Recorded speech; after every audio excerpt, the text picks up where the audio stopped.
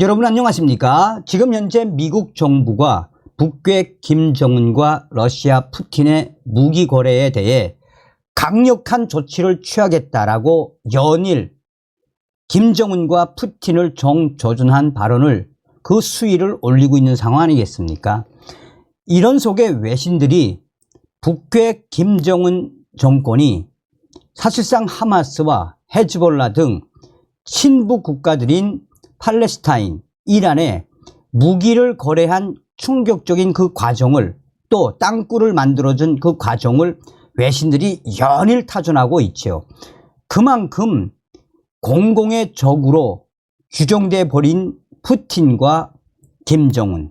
자, 이런 속에 김정은이가 지금 국제망신 난리 났습니다. 팔레스타인 반미 시위에 김정은, 푸틴 초상화 등장. 푸틴 심정지에 난리가 났다라는 외신의 소식을 전달해 드리도록 하겠습니다. 정성산TV 좋아요, 구독, 알림은 큰 힘이 되겠습니다.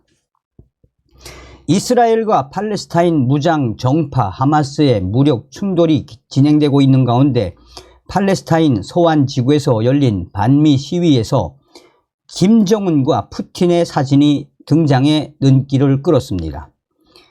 팔레스타인 소환지구 헤르본에서 열린 반이스라엘 반미 시위. 시위대는 이날 거리로 나와 가자 지구의 팔레스타인과 연대한다라며 반미 구호를 외치고 있는 가운데 이날 로이터에 공개된 시위 사진에서 뜻밖의 인물 사진이 포착이 됐습니다. 시위자들과 함께 있던 아이들이 김정은과 푸틴 러시아 대통령의 초상화를 들고 있었습니다. 그 옆 다른 시위자들은 미국 자본주의는 전쟁에 중독됐다. 미국은 중동에서 나가라 라는 영어로 된 내용의 팻말을 들고 있었습니다. 최근 들어 독재 정부와 테러리스트들을 지지하는 시위대들은 북한과 러시아를 내세워 서방에 대한 반감을 표현하는 모습을 보이고 있습니다. 지난 8월 니제르에서도 니제르 군부 쿠데타 지지자들이 프랑스 대사관 앞에서 시위를 하면서 북한의 인공기를 흔들기도 했습니다. 북한은 지난 2019년 하노이 북미 정상회담 결렬 이후 미국과 관계 개선을 이루어내지 못했고 지난해에는 전례 없는 도발을 감행하면서 미국과 대립각을 세우고 있습니다. 특히 최근 들어 우크라이나 전쟁을 일으킨 러시아와 가까워지면서 반미 전선을 내세우고 있습니다.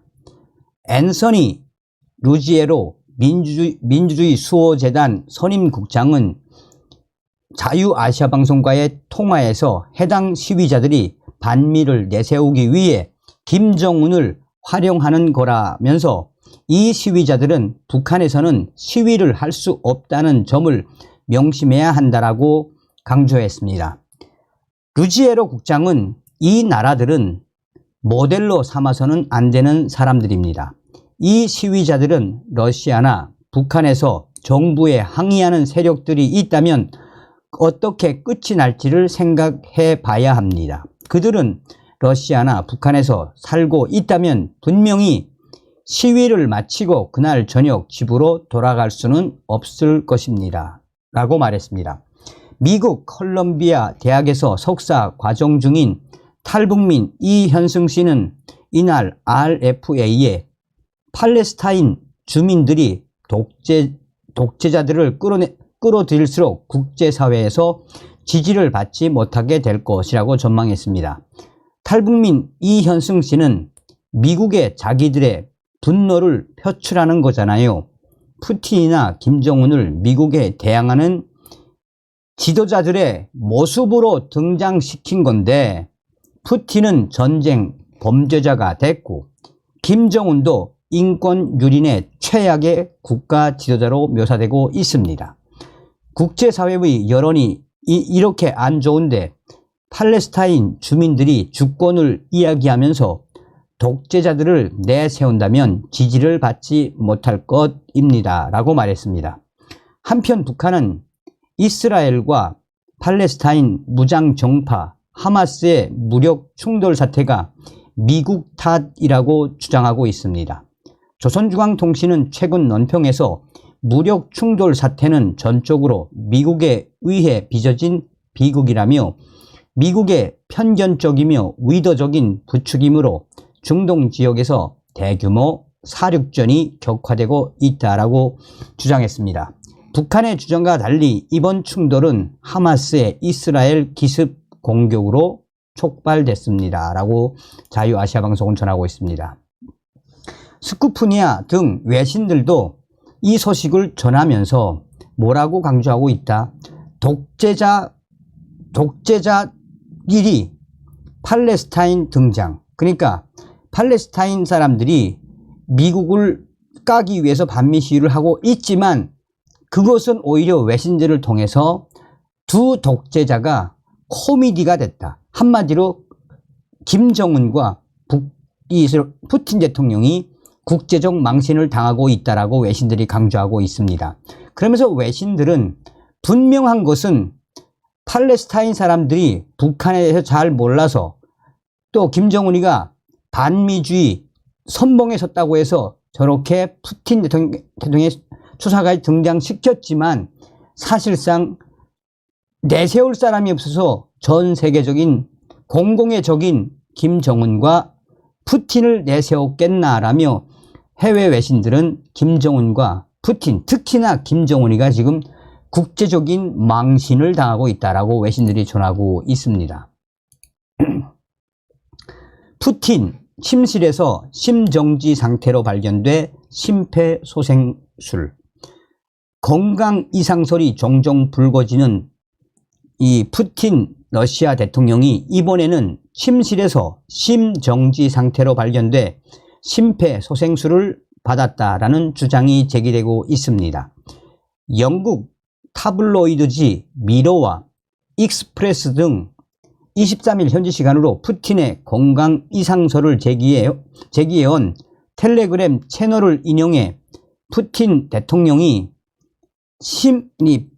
22일 밤 심정지를 일으켜 구급 요원들로부터 긴급 조치를 받았다라는 주장이 나왔다고 보도했습니다.